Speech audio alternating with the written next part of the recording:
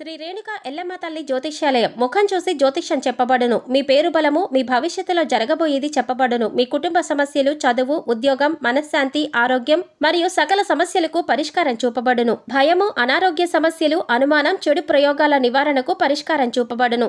ఎటువంటి వ్యాధులకైనా మూలికా వైద్యం చేయబడును. మంచి హస్తవాసి ఉన్న గురూజీ, ఒకసారి కాల్ చేయండి, మీకే తెలుస్తుంది. స్త్రీ పురుష వశీకరణ 100% guarantee. Guruji Lakshman Raju. Cell number 8639883141. ఓం శ్రీ మాత్రే నమః. ఛానల్లోకి స్వాగతమండి. ఈ నెల 12వ తారీఖు పౌర్ణమి. మిథున రాశి వారికి ఈ నెల 12 లోపు జీవితంలో ఎటువంటి ఊహించని మార్పులు జరగబోతున్నాయి.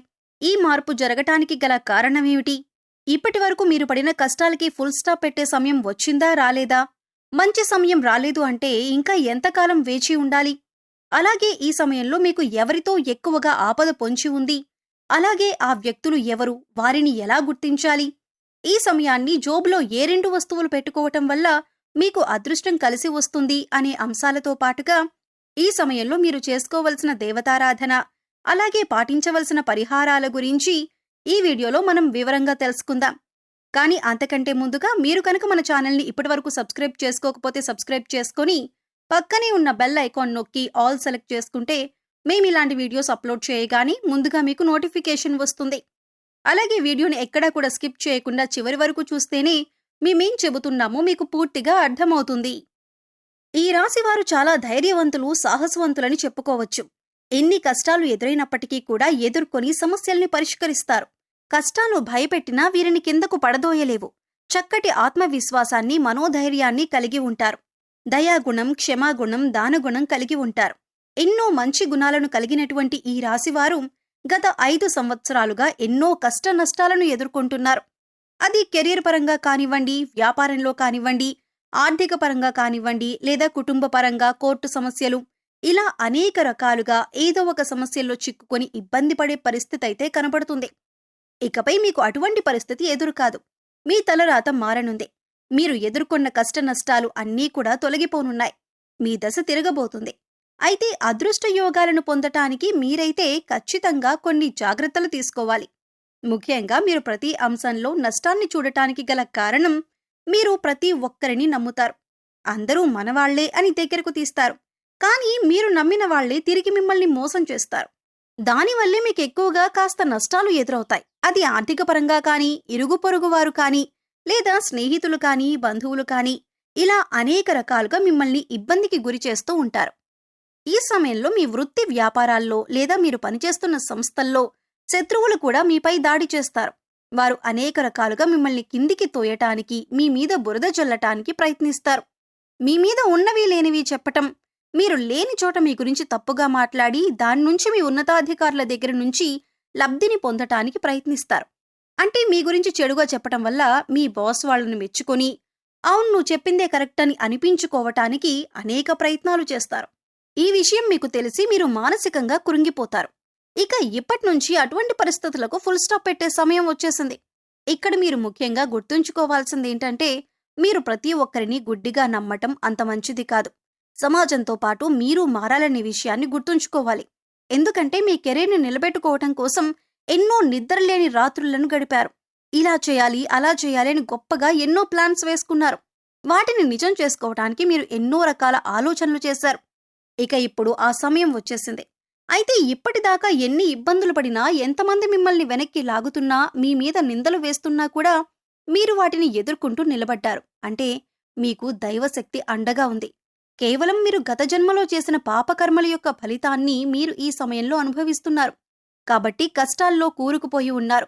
ఏం చేయాలో తెలియక, అలాగే కష్టాల నుంచి ఎలా బయటపడాలో అర్థం కాక విపరీతమైన ఆలోచన చేస్తున్నారు.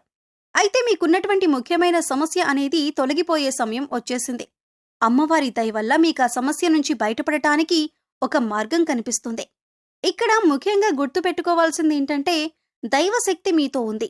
ఆ శివ కుటుంబం యొక్క ఆశీస్సులు మీ కుటుంబం పైన ఉండటం వల్ల ఇంతకాలం మీరు ఎన్నో కష్టాలను దాటుకుంటూ ఇక్కడి వరకు వచ్చారు. ఇక ఇప్పటిదాకా మీరు ఏదైతే శుభవార్త వినాలని ఎదురు చూస్తున్నారో, అది ఏ అంశంలోనైనా సరే ఆ శుభవార్తను మీరు ఇప్పుడు వినబోతున్నారు. ఇటువంటి సంతోషకరమైన వార్తలు మీ జీవితాన్ని మార్చబోతున్నాయి. మీ జీవితంలో ఆనందం నిండిపోతుంది. ఎప్పటినుంచో ఎదురు చూస్తున్న మీ కల నెరవేరుతుంది. ముఖ్యంగా మీ ఇరుగు పొరుగు వారు కానీ తెలిసిన వారు కానీ మీ మధ్యనే ఉంటూ మీపై కుట్రలు చేస్తున్నారు. వారెవరో మీరు గమనించి గుర్తించవలసి ఉంటుంది. ఇక మీ రహస్య శత్రువులను మీరు నమ్మటం వలన మీకు అనేక రకాలుగా వారు ఇబ్బందులు కలిగిస్తున్నారు. ఇక మీరు గతంలో ఎన్నో రకాల ఇబ్బందులు పడి పెద్ద పెద్ద సమస్యల నుంచి కూడా చివరి దాకా వచ్చి వాటి నుంచి బయటపడిన సందర్భాలు కూడా ఉన్నాయి. ఇక ఇటువంటి సమస్యల నుంచి బయటపడటానికి మిమ్మల్ని ఆదుకున్నది ఆ శివయ్య అని చెప్పొచ్చు. ఆ శివపార్వతులే మీకు అండగా ఉన్నారు. ఇక ప్రతిరోజు కూడా మీరు నిత్య పూజ నిర్వహించటం, దేవుడికి దీపారాధన చేసుకోవటం, మీ ఇష్ట దైవ నామస్మరణ చేసుకోవటం వల్ల మీకు అనేక రకాలుగా శుభాలు చేకూరుతాయి. కేవలం కష్టాల్లో ఉన్నప్పుడు మాత్రమే కాకుండా సుఖంలో ఉన్నప్పుడు కూడా దైవనామస్మరణ చేసుకుంటే మిమ్మల్ని కంటికి రెప్పలా కాపాడుతున్న ఆ పరమేశ్వరుడికి నమస్కారం చేసుకుంటూ ఉండటం మంచిది అని సూచించటమైంది. ముఖ్యంగా మీరు కష్టాల్లో ఉన్నప్పుడు దేవుడు రక్షించలేదు కాబట్టి దేవుడు లేడనే భావన మీకు రాకూడదు. అందుకోసం ప్రతిరోజు కూడా దేవుడికి కృతజ్ఞతలు చెప్పుకుంటూ మిమ్మల్ని ఇప్పటిదాకా రక్షించినందుకు ఆ భగవంతుడికి కృతజ్ఞతలు చెప్పుకోండి. దేవుడిపైన మీ నమ్మకాన్ని ఎప్పుడూ అలానే ఉంచుకోండి. ఇక ఆర్, పి ఇంకా టి అనే అక్షరాలతో పేర్లు మొదలయ్యే వారితో మీరు కాస్త జాగ్రత్తగా ఉండాలి. వారు మీ పక్కనే ఉంటూ మీ స్నేహితుల వలె నటిస్తూ మీ వెనకాల గోతులు తవ్వే అవకాశాలు ఎక్కువగా ఉంటాయి. కాబట్టి మీరు వారి చేష్టలను కాస్త గమనిస్తూ ఉండాలి. ఈ సమయంలో మీరు రహస్య శత్రువుల్ని గుర్తించి గమనించి తగిన జాగ్రత్తలు తీసుకోవాలి.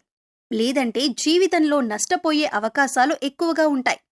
ఇక ఈ సమయంలో మీరు చేసుకోవలసిన దేవతారాధన చూసుకున్నట్లయితే ప్రతి సోమవారం శివాలయానికి వెళ్లి అర్చన చేయించుకోండి. అలాగే మాస శివరాత్రి రోజున అభిషేకాన్ని ఆ పరమశివుడికి నిర్వహించినట్లయితే శివుని యొక్క పరిపూర్ణమైన ఆశీస్సులు మీపై ఉంటాయి. ఇక ఈ సమయంలో ఈ రాశివారు పాటించవలసిన పరిహారాలను చూసుకున్నట్లయితే ఆర్థిక పరంగా మీరు పురోగతి సాధించటానికి ఈ 2 వస్తువులు మీరు పర్సులో పెట్టుకోవాల్సి ఉంటుంది. పురుషులైతే మీ షర్ట్ జేబులో కానీ ప్యాంటు జోబులో కానీ పర్స్లో కానీ పెట్టుకోండి. స్త్రీలైతే మీ హ్యాండ్ బ్యాగ్లో పెట్టుకోండి.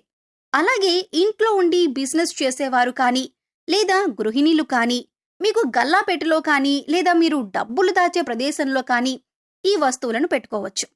ఆదివారం రోజున ఈ పరిహారం చేస్తే మంచి ఫలితాలు వస్తాయి.